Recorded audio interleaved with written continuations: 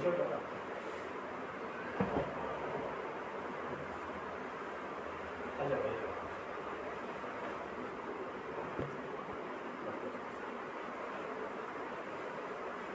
अलैकुम वरहमतुल्लाहि वबरकातुह। अल्हम्दुलिल्लाहि वहदहु वस्सलातु वस्सलामु अला मन ला नबिय्य बअदह, अम्मा बअद। फ़क़द क़ाल अल्लाहु तबारक व तआला फ़ी कलामिहिल मजीद व फ़ुरक़ानिल हमीद, बअद अऊज़ु बिल्लाहि मिनश शैतानिर रजीम, वअब्दुल्लाह व ला तुश्रिकू बिही शैअन व बिल वालिदैनि इहसाना वबिलवालिदैनि इहसाना वबिज़िल क़ुरबा। मोहतरम सामईन व सामिआत, नाज़रीन व नाज़रात, हुकूक़ुल इबाद का प्रोग्राम मुसलसल चल रहा है। आज तीसरा दिन है और आज जिस उन्वान पर आपके सामने गुफ्तगू रखनी है, भाइयों के हुकूक उसमें लिखा है, लेकिन इसके अंदर हम बहनों को भी शामिल कर लेते हैं। मोहतरम सामईन, एक है भाईचारा, ये आम है। मुसलमान जितने भी हैं सारे के सारे आपस में भाई हैं, लेकिन उसके अलावा हकीकी भाई, इसके अंदर तीन किस्में आती है: अल्लाती, अखियाफी और हकीकी। अखियाफी और अल्लाती, अखियाफी कहते हैं जो माँ जने भाई हो, यानी माँ एक हो बाप अलग हो। अल्लाती, बाप एक हो माँ अलग हो। और हकीकी, माँ और बाप दोनों एक हो। तो इन तीन किस्मों के अंदर भाई बहन तकसीम हो जाते हैं। मर्तबा और मकाम तीनों किस्मों के भाई बहन का एक दूसरे के साथ करीब करीब एक ही होता है। भाई बहनों का आपस में हुकूक, इसकी बड़ी अहमियत है। शरीयत इस्लामिया ने भी इसकी तरफ खुसूसी तवज्जो दी। एक ज़ईफ़ रिवायत है, लेकिन कुछ अहादीस ज़ईफ़ होती है, लेकिन इसके अंदर बहुत ही वसी मायने होते हैं। अल्लाह के रसूल सल्लल्लाहु अलैहि वसल्लम फरमाया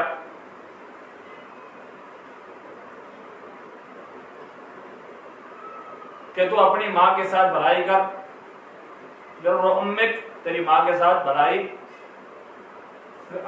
फिर बाप के साथ, फिर भाई और बहन दोनों के साथ, उसके बाद करीब रिश्तेदार जो है उनके साथ भलाई करना।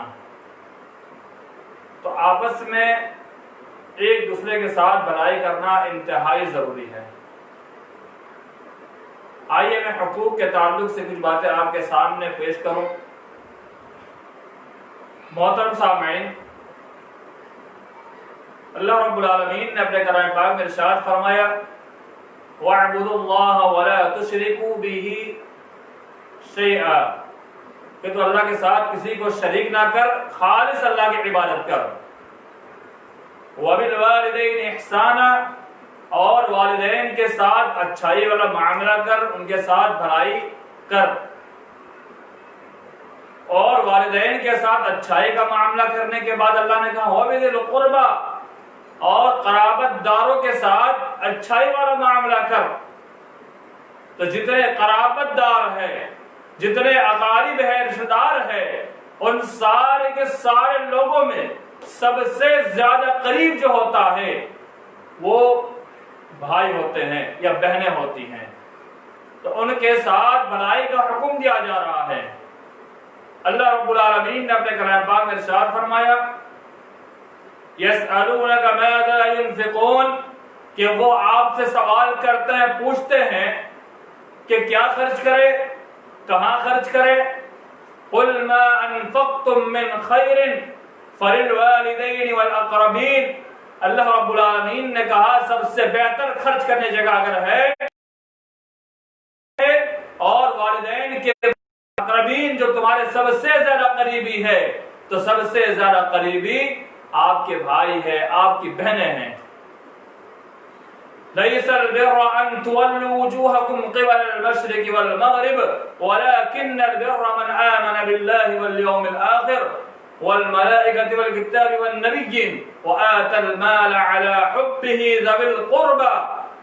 अल्लाह ने कहा लैसल बिर्र अन तुवल्लू वुजूहकुम क़िबल अल-मशरिक़ वल मग़रिब, पश्चिम पूरब की तरफ सिर्फ रुक करके नमाज पढ़ने का नाम ही भलाई नहीं है, बल्कि अल्लाह ने कहा भलाई किस चीज का नाम है, वलाकिन्नल बिर्र, लेकिन भलाई मन आमन बिल्लाहि वल यौमिल आखिर, जो अल्लाह पर ईमान लाया, क़यामत पर ईमान लाया, वल मलाइकति वल किताबि वन नबिय्यीन, फरिश्तों पर और जो आसमानी कुतुब और नबियों पर ईमान लाया। उसके बाद कहा भलाई बेहतर कौन है, किनके लिए भलाई है, वलाकिन्नल बिर्र के बाद कुछ बातें बयान कर ईमान के ताल्लुक से बयान किया, फिर कहा भलाई ये भी है वआतल माल अला हुब्बिही, कि जिस माल को तू सबसे ज्यादा पसंद करता है, जो माल तुझे इंतहाई ज्यादा महबूब है, ज़विल क़ुर्बा, वो अपने क़राबतदारों को जो तेरे सबसे करीब रिश्तेदार है उनको दे, उनमें उसमें से। इन चंद आयात से आपके सामने क्या मालूम हुआ, ये बात वाज़ेह हुई कि आपके वालिदैन के बाद सबसे ज्यादा भलाई के जो हकदार है और आपके एहसानात का जो हकदार है, आपके उन पर नजर करम का जो हकदार है, वो आपके भाई और बहन है। आज माशरे के अंदर अगर कोई भाई उसकी आमदनी कम है तो दूसरा भाई उसकी हंसी उड़ाता है कि देखो मेरी तिजारत देखो, मैं इतना ऊपर हूं, मेरा बैंक बैलेंस इतना है, मेरे ऐसे ताल्लुकात है, मेरा इतना बिजनेस चल रहा है, मेरा बेटा ये बिजनेस कर रहा है, फला फला बेटा मैं इतना कमा रहा है। अपने भाई को सुनाने के पीछे क्या मकसद होता है कि दिखलाना मकसद होता है कि मैं बड़ा ऊपर जा रहा हूं और तू बड़ा नीचे जा रहा है। अपने भाइयों का दिल तोड़ना ये किसी भी तौर पर दुरुस्त नहीं हो सकता। और एक बात, आज बहुत सारे अहबाब ऐसे करते हैं, कहते हैं कि फला मेरा भाई वो सूदी कर्ज लेता है, बैंक से पैसे लेता है, घर में खाने को फावे पड़े हुए हैं, पैसा नहीं मिल रहा है, काम कर रहा है, काम नहीं मिल पा रहा है, या परेशानी की हालत में है, और उस परेशानी की हालत में इंसान मजबूर होकर के बैंक पास चला जाता है और बैंक के पास जा करके वो कर्ज लेता है। अब भाई कहता है मेरा बड़ा भाई तो लोन खाता है, मैं उसके घर पानी नहीं पीऊंगा, मैं उसके घर खाना नहीं खाऊंगा।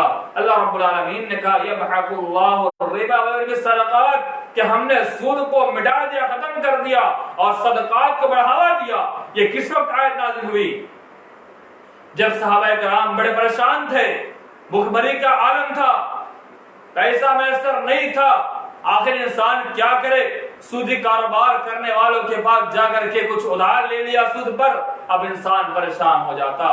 तो अल्लाह रब्बुल आलमीन ने सूद को हराम किया और इस सूद को हराम करके एक रास्ता निकाला, वो रास्ता सदका है। सदका, अगर आपके पास बहुत माल है तो आप अपने पैसों में से अपने भाई पर खर्च करिए। गालिबन आज से 2 साल पहले, शायद 4 या 5 सितंबर ही थी, आज से करीब 2 साल 2 दिन पहले की बात, एक जनाब से मुलाकात होती है। उन्होंने अपनी बेटी को डॉक्टर बनाने के लिए एडमिशन दिला दिया। अब मामला आता है फीस भरने का, बड़ी लंबी चौड़ी फीस है, क्या करें? मेरे पास मामला आया, पूछने लगे क्या किया जाए मुफ्ती साहब। मैंने कहा क्या डॉक्टर बनाना जरूरी है? उन्होंने अपनी राय जाहिर की कि मैं इसमें डॉक्टर बनाना चाहता हूं कि आज माशरे में बहुत सारी औरतों की डिलीवरी मर्द हजरात करते हैं, हर एक के पास शर्म हया होती है, हर एक के पास अलग मामलात होते हैं, लेकिन मजबूरी एक ऐसी चीज है कि उस मजबूरी की सूरत में आज औरतों को उन मर्दों के पास डिलीवरी के लिए ले जाना पड़ता है। मर्द हजरात के सामने चेहरा खोलना तो बात दूर की बात, पूरा जिस्म खोलना पड़ता है इस हालत के अंदर। कहा इसलिए मैं डॉक्टर बनना चाहता हूँ। खैर उनका नजरिया ठीक था, वो आगे के मामला और थे, लेकिन जो बताना मकसूद है, क्या जवाब, क्या सवाल, क्या मामला हुआ, उससे सरोकार नहीं।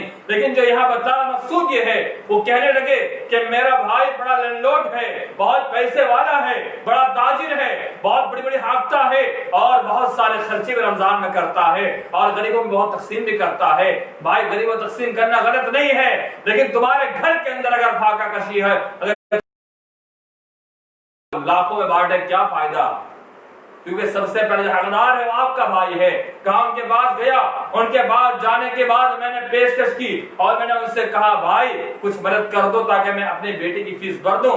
भाई बहाने बनाने लगे, ये खर्चा, वो खर्चा, ये वो, ऐसा वैसा, बाद 50 बहाने बना दिए और वो जनाब बेचारे परेशान होकर खामोश हो गए।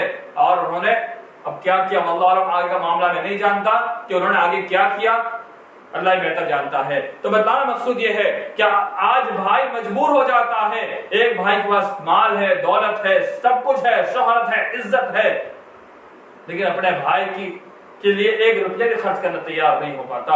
ये सबसे बड़ा हक है कि अगर तुम्हारा भाई कंगाल है, किसी मजबूरी में है, तो उसके ऊपर कुछ खर्च किया जाए। और वो आदमी बेचारा आंख से नाबीना है, फिर भी कुछ काम थोड़ा बहुत कर करके 7-8 हजार महीने कमा लेता है, घर खर्च चला सकता है, लेकिन उसके ऊपर का खर्च के पास मौजूद नहीं है और उसका भाई देने तैयार नहीं है।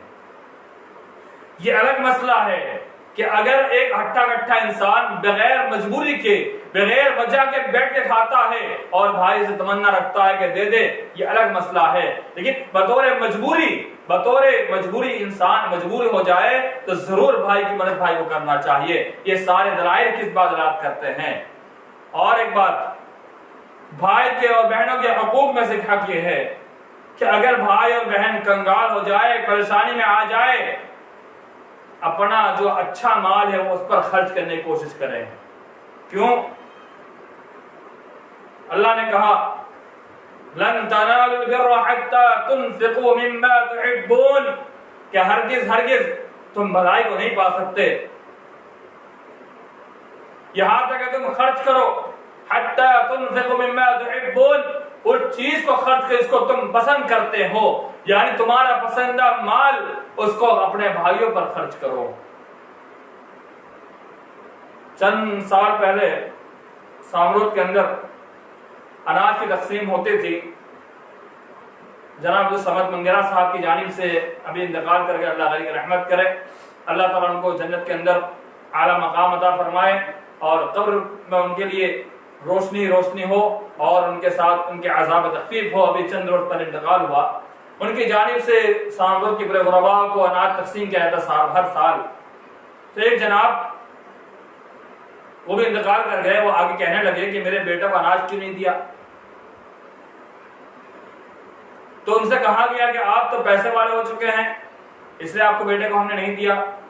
वो कहने वाले हमारे वालिद साहब ही थे, मौजूद थे, उन्होंने कहा कि आप अच्छा माल खाते हो और अपने बेटे को कैसा माल खिलाना चाहते हो, जिसे हदीस में ही औसाफुन नास कहा गया कि इंसान के पूरे माल का मैल कुचैल कहा गया। ऐसा माल अपने बेटे में तुम खर्च करना चाहते हो। बाप चाहे दे सकता है बेटे को, लेकिन एक गैरत की बात होती है कि तुम्हारी औलाद है, वैसे भाई है, ये तुम्हारा सगा भाई है, तुम्हारी सगी बहन है, तुम्हें कैसे ये चीज बर्दाश्त होती है कि तुम उनके सामने, तुम उनके पास अपनी गंदी ये रकम, जो ज़कात की रकम, जो ज़कात कहते हैं माल को पाक करने के लिए निकाली जाती है, जिसे औसाफुन नास कहा गया कि मैल कुचैल कहा गया, ऐसे माल तुम अपने भाई के पास जाके देते हैं कि हम अपने आप पर क्या उस माल को हम खर्च करने गवारा करेंगे? नहीं करेंगे। तो वैसे अपने भाइयों पर हम क्यों गवारा कर लेते हैं? हम अपने भाइयों को, अपने बहनों को अपने कमाई में से अच्छा माल हदियतन दे। बसा औकात ऐसा होता है कि भाई बिजनेस संभाला हुआ है, कंगाल हो गया, कोई हादसा पेश आ गया, तो क्या करे? तो उस वक्त भाई की जिम्मेदारी बनती है या तो बतौर कर्ज दे या फिर इसकी मदद कर दे। तो एक हक अपने भाई की दिल खोल कर मदद करे, उसके लिए अपना दिल खोल दे, सबसे बड़ा हक है। एक हक और है अल्लाह के रसूल सल्लल्लाहु अलैहि वसल्लम ने फरमाया, मन लम यरहम सगीरना व लम युअक्किर कबीरना फलैसा मिन्ना, कि हम में से नहीं है वो शख्स, हम में से किसी भी सूरत में हो ही नहीं सकता वो शख्स, यानी हमारी शरीर से उसका ताल्लुक ही नहीं है। लम यरहम सगीरना, कि जो अपने छोटों पर रहम ना करे, उसके छोटे भाई हो, छोटी बहन हो, उसके साथ शफकत का मामला ना करे, वो हम में से नहीं। वलम युअक्किर कबीरना, और बड़ों की ताज़ीम ना करे, अपने से बड़ों की इज्जत ना करे, अपने बड़े भाई के साथ जो उसको मकाम देना था वो मकाम न दे करके उसके साथ बदतमीजी करे, उसकी बेअदबी करे, बदअखलाकी से पेश आए। अल्लाह के रसूल सल्लल्लाहु अलैहि वसल्लम फरमाए वो हम में से है ही नहीं, हमारे शरीर का हिस्सा ही नहीं वो। तो छोटे पर रहम, छोटे भाई के पास पर खूब रहम किया जाए और बड़े भाई की खूब इज्जत किया जाए। इतनी इज्जत करें जितनी इज्जत हम अपने वालिदैन की करते हैं, क्योंकि ये भाई, बड़े भाई, आप इनकी जितनी इज्जत करेंगे वो इतना ही आपके अपने दिल को खोलेंगे, और बड़े भाई के लिए भी आप जितना अपने छोटे पर रहम करेंगे उतने ही आपकी इज्जत में इजाफा होगा। लेकिन आप जुल्म करेंगे तो वो भी आपके साथ बदतमीजी से पेश आएगा। तो जुल्म और तशद्दुद अपने छोटों पर करना छोड़ दे। हाँ, ये अलग बात है कि अगर रॉन्ग लाइन जा रहा है, गलत लाइन पे जा रहा है, तो आप उसको मुतनब्बे कर सकते हैं, आप तादीबी तौर पर उसको डांट फटकार भी सकते हैं, लेकिन एक मनहज के तौर पर एक सही रास्ते इख्तियार करके, वैसा ना हो कि आपकी डांट पर वो आपके ऊपर चढ़ बैठे और आपकी बेइज्जती कर बैठे। तो उसके साथ अच्छा मामला करें। और एक बात, आज भाइयों को एक दूसरे के हुकूक में से और एक अजीम मिसाल आपके सामने पेश करूं। अल्लाह के रसूल सल्लल्लाहु अलैहि वसल्लम ने फरमाया, एक कैटेगरी बनाई कि अगर जिस लड़की के बाप ना हो तो उसका वली, उसका भाई पहला हकदार उसके बाप के बाद जो विलायत का हकदार है, या इसकी शादी जैसा एक अजीम मामला जो बड़ा संगीन मामला होता है, उसका फैसला बाप ले सकता है, अगर बाप ना हो तो भाई लेगा। तो आप सोचिए, इतने बड़ा मर्तबा अल्लाह के रसूल ने दे दिया कि विलायत तक का मामला दे दिया। तो भाई के हुकूक बहन पर, बहन के हुकूक भाई पर ये लाज़िम मलज़ूम है। बहन और भाई के हुकूक में से एक हक, एक दूसरे के खैर खैरियत लेते रहना, बराबर एक दूसरे के साथ रवाबित कायम रखना। वैसा ना हो कि भाई सोचे बहन फोन करेगी, बहन सोचे मेरा भाई करता हो, मुझे क्या मतलब। ऐसा ना हो। कभी कभार भाई भी कर ले, कभी बहन भी कर ले, दोनों की जिम्मेदारी बनती है कि एक दूसरे के साथ रवाबित कायम रखे। अगर कोई मामला थोड़ा खराब भी हो जाए तो कोशिश ये होनी चाहिए कि उस राब्ते को अच्छे से बनाने की कोशिश करें। अगर तलाश करें कि यहाँ कौन सी चीज ऐसी है जो रुकावट बन रही है राब्ते में, तो उसको खत्म करने की कोशिश करें। बहुत सारे मामला होते हैं इस दुनिया के अंदर, हम इस दुनिया में आए हैं तो मामला जरूर होंगे। एक शैतान भी है जो शैतान हमेशा लड़ाने में रहता है कि मामला खराब होते रहे, तो ऐसे मामला खराब ना करे। एक सवाल उठता है, बीवी के हुकूक है मुसल्लम, बहन भाइयों के हुकूक मुसल्लम। बीवी शौहर से कहे कि तुम अपने भाई से बात ना करो, तब शौहर क्या करेगा? शौहर अपनी बीवी को की बात ना माने, लेकिन उससे पहले ये देखे क्यों मना कर रही है। जो मना कर रही है उसको समझाया जाए। इसलिए कि हदीस ला ताअता फी मासियतिल खालिक, अल्लाह के मासियत में यानी दीन शरीयत की मासियत में किसी की भी फरमाबरदारी नहीं की जाएगी। चाहे शौहर बीवी से कहे तुम अपने भाई से नहीं मिलोगी, क्यों नहीं मिलेगी? तो शौहर अगर रोकता है तो वो शौहर मुजरिम है और ये नाजायज है। अगर बीवी रोकती है कि तुम अपने बहन से बात नहीं करोगे, अगर बहन से बात करोगे रहोगे तो मुझसे कोई राब्ता नहीं, शौहर कह दे अगर तुम अपने भाई से राब्ता रखोगी तो मैं तुम्हारे से कोई राब्ता नहीं, तो ये जुमला गलत है, नाजायज है, किसी भी तौर पर दुरुस्त नहीं हो सकता। ऐसे जुमले बकवासात से बचना चाहिए। शैतान होता है जो ऐसे मामला पेश करता है। इसलिए अल्लाह के रसूल सल्लल्लाहु अलैहि वसल्लम की हदीस कि शैतान अपना अर्श पानी पर लगाता है और सरदार वो होता है, अपने कारिंदों को भेज देता है, जाओ माशरे में फैल जाओ, और माशरे में फैलने के बाद वो कहता है जाओ सब अब खुराफात फैला दो, अपने वसाविस के जरिए से लोगों में तनाफुर पैदा कर दो। सारे शयातीन आते अपने मामलात को पेश करते हैं, सबके मामलात को रद्द किए जाते हैं। उनमें से एक ऐसा होता है जो बहुत ही उसके यहाँ बाइज्जत माना जाने वाला, इसे को कहता है जो सबसे अजीम काम करके आएगा उसको मैं अपने यहाँ करीब करूंगा। बाद हदीस में आता है कि मैं उनको अपने गर्दन से चिमटा लूंगा और बाद में आता है उसको अपने तख्त पे बिठाऊंगा। तो एक शख्स आता कहता है कि मैंने मियां बीवी शौहर बीवी में झगड़ा करा दिया।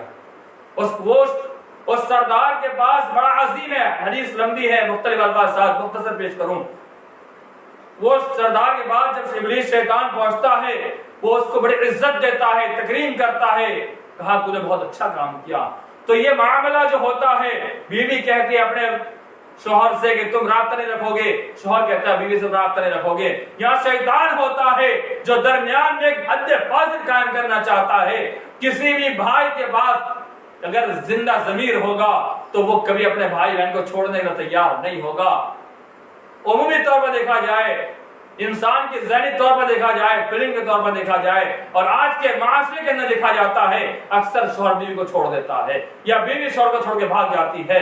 देखिए किसका हाथ था? शैतान का हाथ था, जिस शैतान ने ज़हन और दिमाग के अंदर बात डाली, इंसान के दिल के अंदर ये ख्यालात पैदा किए कि इस तरह कर ताकि शैतान अपने मामले में कामयाब हो जाए। तो भाई बहनों के मामलात को बराबर रखे और वक्तन फवक्तन अगर ज्यादा करीब है हफ्ते महीने अपने भाई बहन के साथ मिलते जुलते रहे, और अगर दूर है या कोई ऐसा मामला है न जा सकते हो तो कम से कम फोन से राब्ता करे या फिर कुछ दिनों में जरूर जाया करे और उनके साथ रवाबित मजबूत बनाए रखे। ये भाई बहन के जो रिश्ता है ये बहुत मजबूत रिश्ता होता है और इसको टूटने में बहुत कम समय लगता है और जब टूट जाता है तो जुड़ने में बहुत दिक्कत आती है। इसलिए ऐसे रिश्ते को बरकरार रखा जाए और भाई भाई के जो रिश्ते हैं इसे मजबूत बनाकर रखा जाए। कभी कभार आपसी मामलात में आपस में लड़ाई हो जाती है तो इस लड़ाई को हम अपने नाक का जरिया बना लेते हैं। बड़ा भाई सोचता है कि मेरा छोटा भाई मैं क्यों जाऊं मिलने, छोटा सोचता है मैं उससे कम थोड़ी हूं। नाक का मसला बन जाता है। ये नाक का मसला ये एक दूसरे के हुकूक को पामाल करा देता है। हम इसी मामले को जब मामला खराब हो जाए फौरन दफा दफा करने की कोशिश करें और आपस में मिल जाए। ये भाई के साथ बहन का, बहन के साथ भाई का या भाई का आपस में मामला हो जाए। एक दूसरे की हिस्सेदारी के अंदर वालिदैन के वफात के बाद जो उनके तरका से मिरास में सारे भाइयों को जो उसका हक है वो हुकूक, बड़ा भाई अगर अपने हाथ में मामला ले रखा है तो उसकी जिम्मेदारी बनती, उसका हक बनता है कि अपने भाइयों को उसके हुकूक पहुंचाए, क्योंकि उसके हुकूक पहुंचाना ये इंतहाई जरूरी है। और बहन का भी हक है मिरास के अंदर।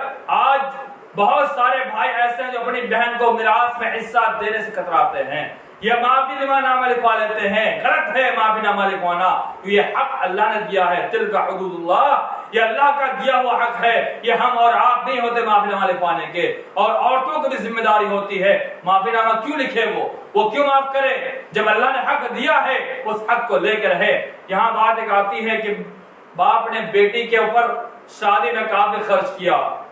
अब ये खर्च करना, एक मिसाल ले लेते हैं, क्या बेटा अगर मान लीजिए एक्सीडेंट में उसका एक्सीडेंट हो गया, सड़क पर पड़ा हुआ है, हॉस्पिटल ले जाया गया, डॉक्टर ने कहा 5 लाख खर्च होगा, बाप ये कहेगा मैं अपनी जमीन बेच कर उसका इलाज करवा देता हूं, तो वहां हम क्यों नहीं बोलते हैं कि इस भाई को तो बाप ने इलाज के लिए पैसे दे दिए थे, हो गया, लेकिन हम जहेज जैसे नापाक ये जो चीज हमारे माशरे में आ चुकी है, शादी ब्याह करने इतने रसूमात करके इतने जो खर्च किए जाते हैं, इसराफ किया जाता है, इसी को हम उसकी मिरास तस्वुर कर लेते हैं। ये मिरास नहीं है, बल्कि बकदर जरूरत और इजबारी तौर पर मजबूरन बाप ने इस माल को उसमें खर्च किया है।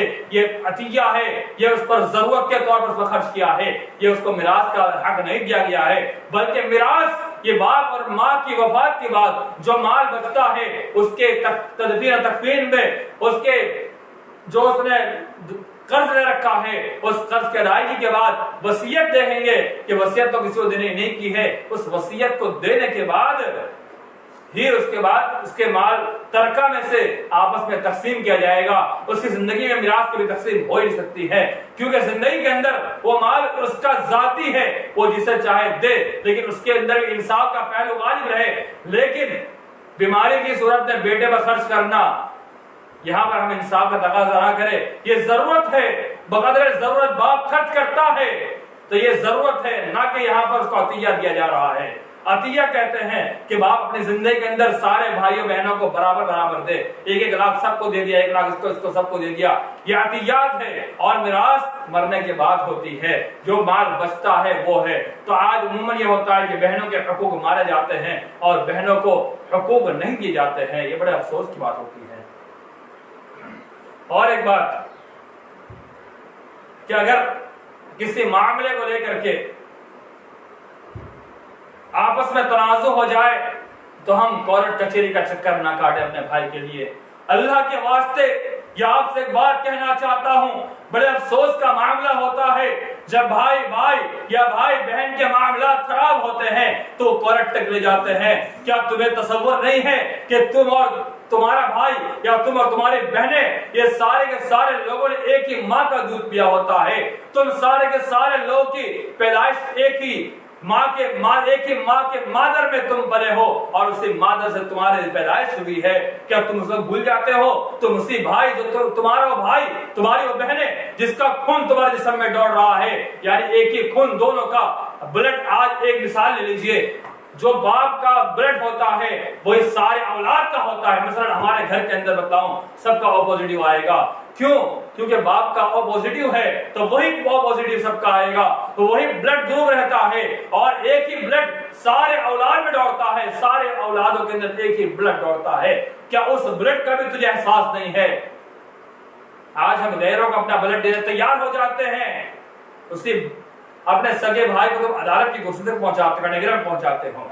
पुलिस के चक्रात और पुलिस के सामने जिल्लत और रसवाई आपस में भाई एक दूसरे के भाई को करवाते हैं और पुलिस की मार, यहां तक कहते हैं तुझे मार खिलाऊंगा पुलिस की, तुझे कटघरे में खड़ा करवाऊंगा, तुझे जेल में पहुंचाऊंगा। भाई बहन को, बहन भाई को अफसोस होता उस वक्त कि तुम्हारी गैरत कहां मर जाती है।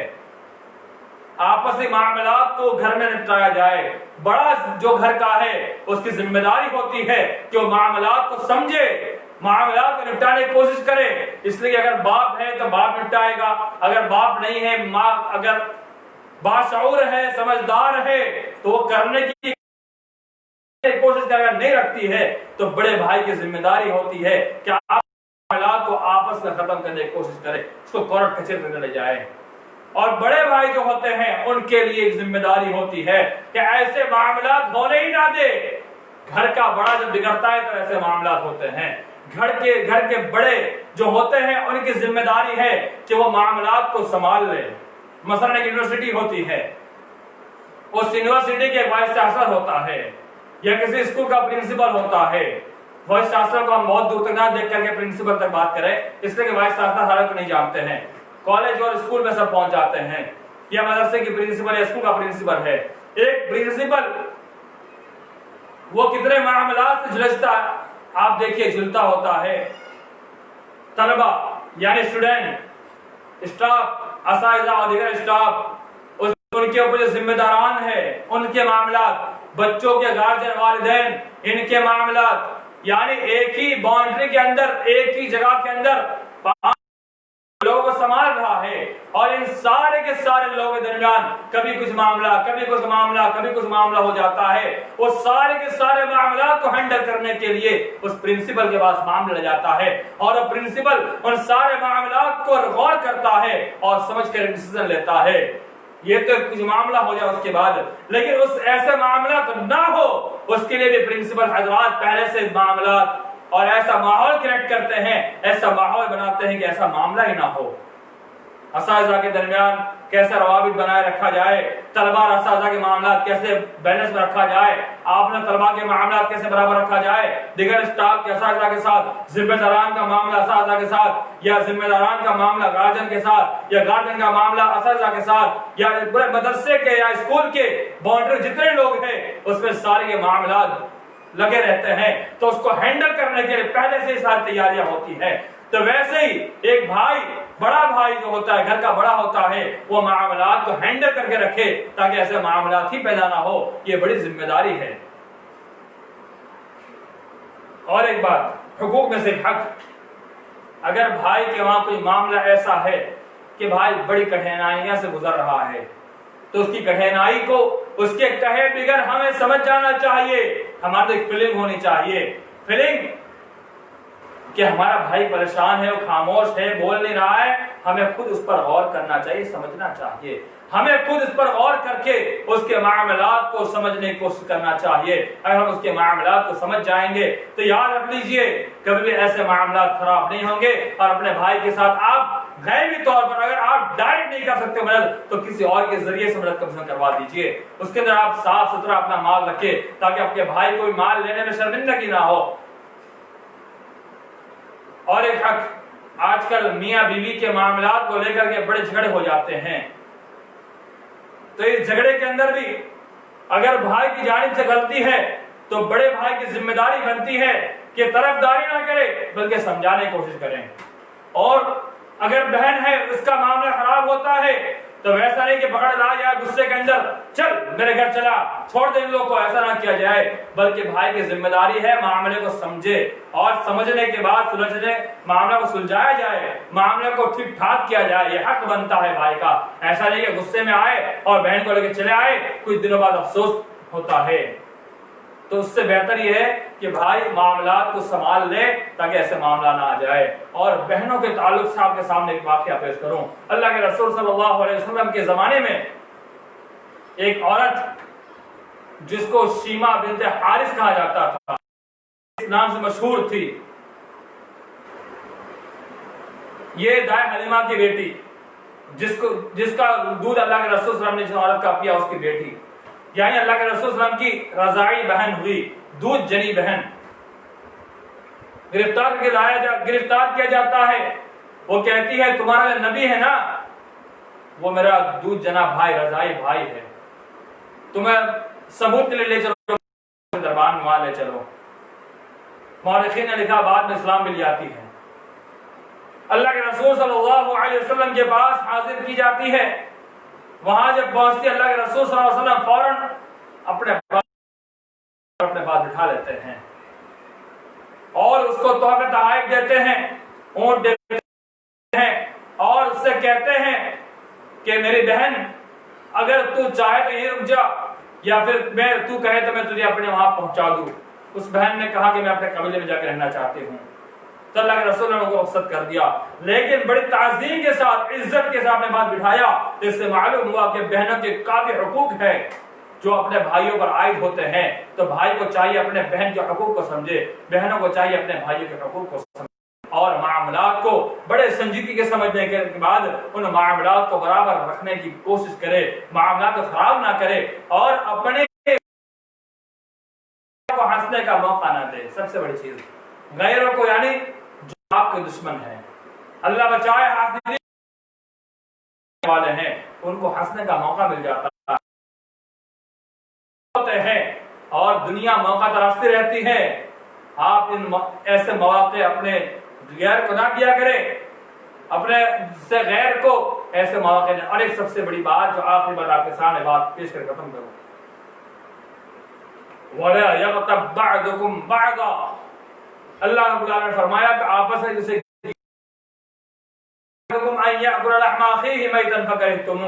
बात आई तो दो चार बातें और ध्यान में आगे पेश कर बात खत्म करूंगा इंशाअल्लाह, कि आपस में किसी की भी गिबत ना करो, आम गुफ्तगू, किसी की गिबत ना करो।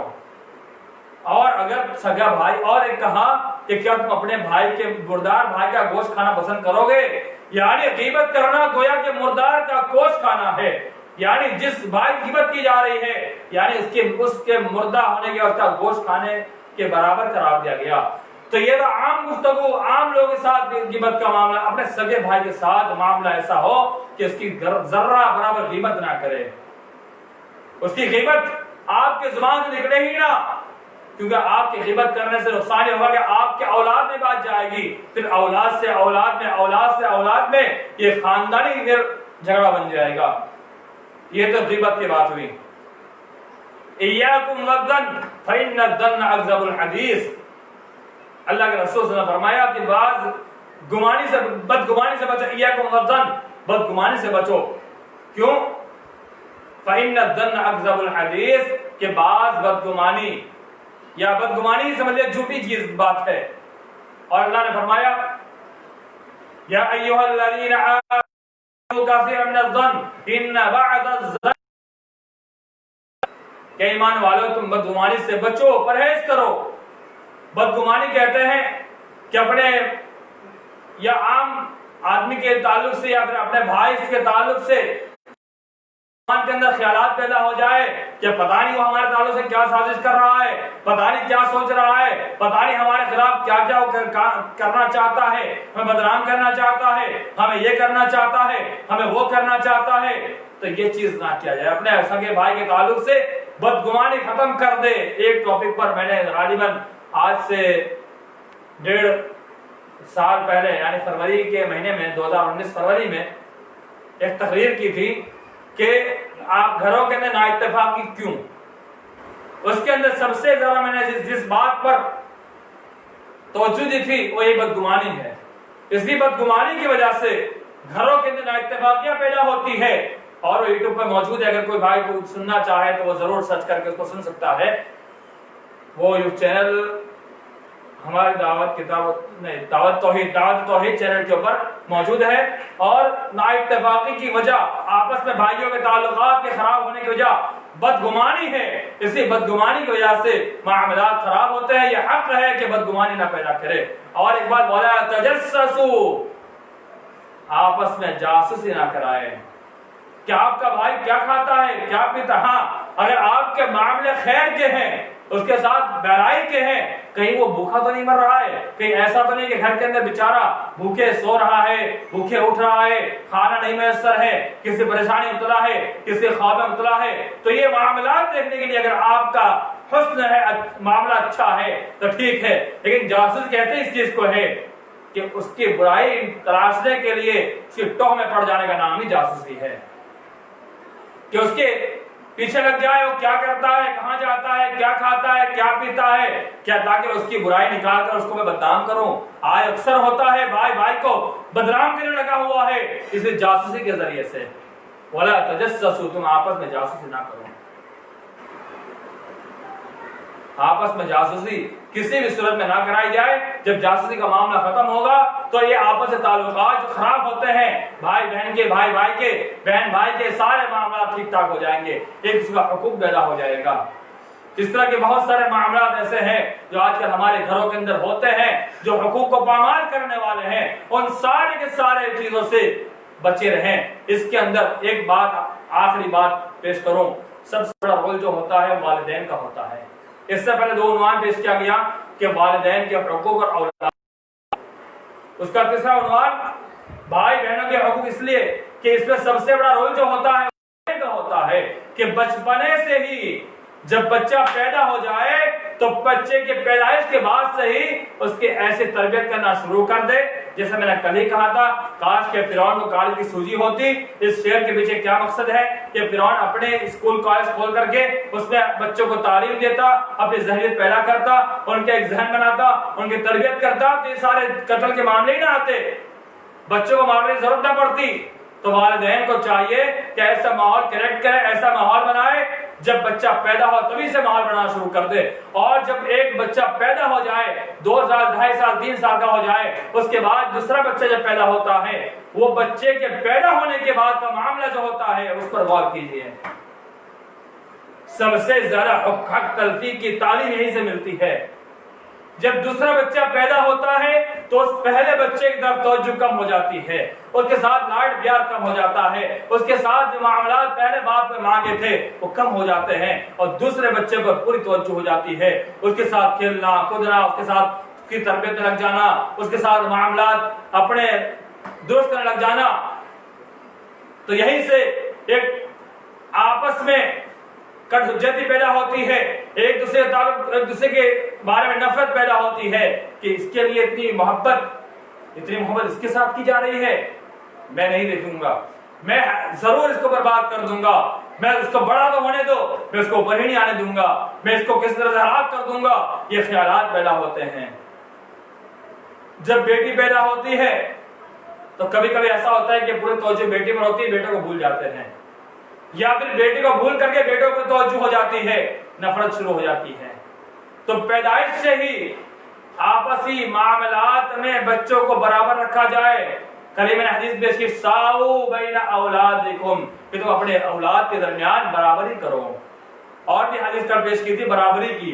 जब बराबरी नहीं होगी, एक को अच्छा एक को बुरा ना दिया तो यहीं से नफरत पैदा होगी। और जब दो भाई कोई गलत काम करते हैं तो उम्मन ऐसा घर में होता है कि एक भाई को सजा दी जाती है, जिससे ज्यादा मोहब्बत होती है इसको छोड़ दिया जाता है। यह गलत है। दोनों को सजा दो या दोनों को छोड़ दो, सजा दो, दोनों को बराबर दो। ऐसा नहीं कि ये इससे बड़ी मोहब्बत है यार नहीं जाने दो, ये इससे बड़ी मोहब्बत नहीं है इसको खूब सजा दो, ये भी गलत होता है। कभी कभी बार वालिदैन का मामला ऐसा होता है कि कुछ किसी बच्चे पर ज्यादती इंतहाई ज्यादा कर जाते हैं और एक बच्चे को बहुत ही कम उस पर और उसको एकदम अपने गोद में उठाने की कोशिश करते हैं, तो ये भाइयों में आपस में नफरत पैदा होने लगती है। तो ऐसे मामलात और ऐसे माहौल वालिदैन खराब करते हैं, तो वालिदैन के लिए अच्छा माहौल बनाए। वालिदैन की जिम्मेदारी है कि आपस में भाइयों के बहनों के हुकूक वो लोग आपस में बनाए रखने के लिए उनकी जिम्मेदारी है कि बचपन से अच्छा माहौल बनाए, एक माहौल क्रिएट करे और उसी के उनकी तरबियत होती जाए तो एक दूसरे के हुकूक को पहचान पाएंगे। और दूसरे का हुकूक जब पहचान लेंगे बचपने से, तो बड़े होने के बाद भी उनके हुकूक एक दूसरे के बराबर रखेंगे, एक दूसरे के हुकूक में वो बराबर रहेंगे और एक दूसरे के हुकूक की पामाली नहीं करेंगे। तो इसलिए वालिदैन से पहले ये अपील करता हूं कि आप अपने बच्चों के दरमियान ऐसा माहौल बनाए कि वो आपस में एक दूसरे को पहचान ले और आप एक दूसरे की इज्जत करने लग जाए। और उसके बाद बड़े भाई से एक रिक्वेस्ट है, अपने छोटे भाइयों पर रहम करें और छोटे भाइयों से रिक्वेस्ट है कि अपने बड़े भाइयों के हुकूक को समझते हुए उसकी इज्जत करें, उसकी बात को माने, वो आपको इंशाअल्लाह सही गाइड देगा। हमने बहुत सारे ऐसे देखे हैं, रब्बे काबा की कसम हकीकी मानो बतलाऊं कि एक बड़ा भाई बड़ी परेशानी के बाद, बड़ी दिक्कत के बाद मंजिल पर आता है और आने के बाद अपने भाइयों को संभालता है, आहिस्ता आहिस्ता अपने भाइयों को भी सेट करता है। तो छोटे भाई उम्मन अपने बड़े भाई के एहसानात भूल जाते हैं, नहीं भूलना चाहिए। वो बड़ी दिक्कतों के बाद, परेशानियों के बाद मैदान में आकर के आपके लिए बड़ी कोशिश और मेहनत करता है। यानी जैसे बाप आपके लिए मेहनत करता है वैसे ही बड़ा भाई आपके लिए मेहनत करता है। तो छोटे भाई कभी भी अपने भाइयों के ताल्लुक से ऐसे गुमान ना पैदा करे बड़े भाई के ताल्लुक से कि इसने हमारे लिए क्या किया है। इसलिए आपको बहुत रास्ते दिखलाए हैं, आपको ऊपर ले आने बड़ी बड़ी मंजिलें उसने अपने पैर तले रौंदने के बाद ये आपको उस मर्तबे तक पहुंचाया है। ऐसे बहुत सारे भाइयों को देखा गया है। ऐसे भाई मुबारक है, आपके लिए फख्र की चीज है कि आपको उन्होंने एक मर्तबे तक पहुंचा दिया। ऐसे भाइयों को देखा गया है जो अपनी ही वाहवाही में, अपने ही मामलात को दुरुस्त करने में, अपने ताल्लुकात को बनाए रखने में, अपने ही मामलात को और मजीद लोगों से बेहतर बनाने में, अपने आमदनी को बरकरार रखने में, अपने लोगों के दरमियान अपने स्टेटस बनाए रखने में, अपने भाइयों को रोक करके, पीछे हटा करके, पीछे छोड़ करके वो आगे बढ़ने की कोशिश करते हैं। याद रख ले, ऐसे भाई कभी कामयाब नहीं होते हैं। आखिरी मिसाल कल्ला दिन्ना, एक मशहूर किताब, ये करीब दुनिया की मुख्तलिफ जुबानों में इसका तर्जुमा मौजूद है और ये अरबी में बड़ी शोहरत पाई है। इसलिए अब्दुल्लाह इब्न मुक़फ़्फ़ा बड़े अदीब थे, उन्होंने इसका अरबी ट्रांसलेट किया था। ये किताब सबसे पहले संस्कृत में थी, उसके बाद कई जुबानों में तर्जुमा होकर अभी उर्दू में भी आ चुकी है, लेकिन ज्यादा उर्दू मकबूल नहीं हो पाई है। इसलिए किताब बड़ी मुश्किल किताब है और बड़ी फलसफाना किताब है। इसके अंदर एक बाप अपने आखिरी वक्त में अपने भाइयों की नसीहत करता है। वो नसीहत क्या करता है? जंगल से लकड़ी लेकर आओ, एक एक लकड़ी दे दिया, सबको कहा तोड़ दो, सबने हट्टे कट्टे तंदुरुस्त थे, सबने तोड़ के साइड कर दिया। फिर बाप ने कहा कि इन सारी लकड़ियों को एक कर लो और अब तोड़ के देखो, नहीं टूटी। तो बाप ने यहां एक नसीहत की कि आपस में ताल्लुकात को बराबर करके रखोगे। देखिए यहाँ दोनों पहलू कि वालिदैन की एक नसीहत और तरबियत की बिना पर मामलात कैसे अच्छे हो जाते हैं और आपस में अगर मिलजुल के रहते हैं, एक दूसरे हुकूक को पहचान के रखते हैं, रहते हैं, तो कभी भी तुम्हें कोई तोड़ नहीं पाएगा, तुम्हें कोई नुकसान नहीं पहुंचा पाएगा, तुम्हें कोई भी इंसान गैर, तुम्हारा दुश्मन, तुम्हारा हासिद कभी तुम्हारे साथ बुरा नहीं सोच पाएगा। तो आपस में ताल्लुकात बनाए रखिए। और इस वाक़े से मालूम होता है कि वालिद ने मशवरा दिया, नसीहत की, अच्छी तालीम दी, एक माहौल बनाया, माहौल क्रिएट किया। अल्लाह से दुआ, अल्लाह रब्बुल आलमीन हम तमाम मुसलमानों को आपस में भाई भाई बनकर रहने तौफीक अता फरमाए, और अपने सगे भाई के साथ और बहनों के साथ उनके हकूक को मुकम्मल अदा करते हुए हम तमाम को इस दुनिया के अंदर जीने की तौफीक अता फरमाए।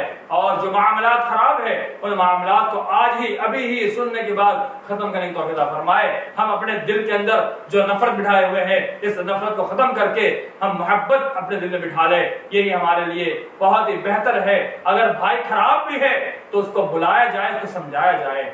अगर बदमाश हो चुका है समझाया जाए, नसीहत की जाए, तालीम दी जाए, उसको समझाकर इंशाल्लाह देखे जरूर वो छोड़ देगा। अल्लाह ताला हम तमाम मुसलमान भाइयों के साथ और उनमें खुसूसी तौर पर अपने सगे भाइयों के मामला अगर खराब है, या अल्लाह उनके मामलात को सही करने तौर पर फरमा। आमीन। व आखिर दावाना अनिल हम्दुलिल्लाहि रब्बिल आलमीन। अस्सलामु अलैकुम व रहमतुल्लाहि व बरकातुहू।